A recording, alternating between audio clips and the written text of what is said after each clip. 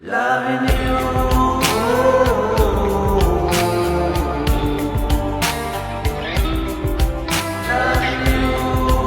Punta na tayo ng airport, guys. Ngayon yung uwi ko papuntang Pinas. Yan, hinatid ako ni Mama, then ni Tita Jonah, and then ni Abdul Karim.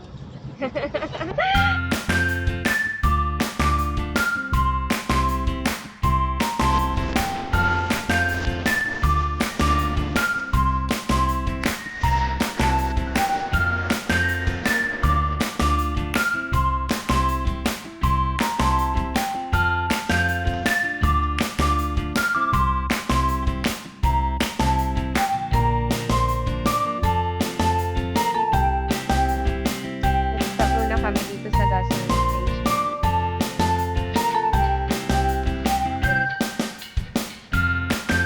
station.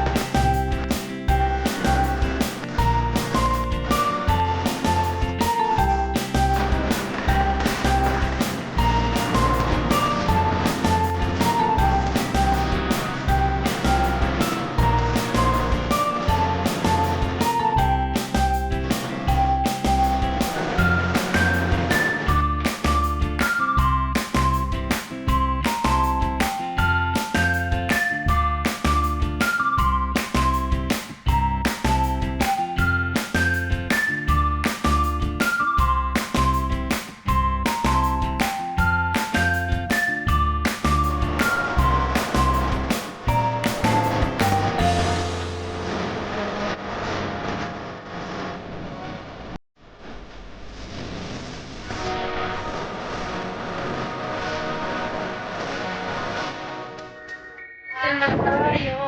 Ay. Kumusta? Mustasa? Ito na tayo, guys.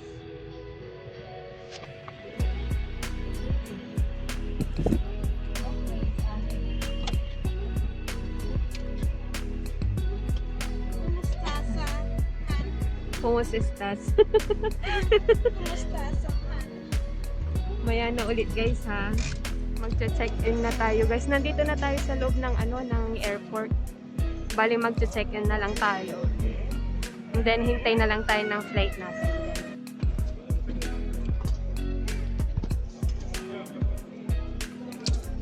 Hey guys, tapos na tayong mag-check-in. Bali maghihintay na lang tayo ng oras ng alis natin.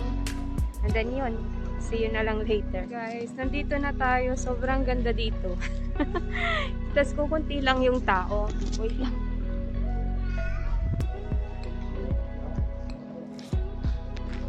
Natanggal yung mask ko. Kukunti yung tao ngayon. Doon na tayo, hanapin na natin yung gate natin para makapagpahinga na tayo. And then, yun, hintayin na lang natin yung flight natin.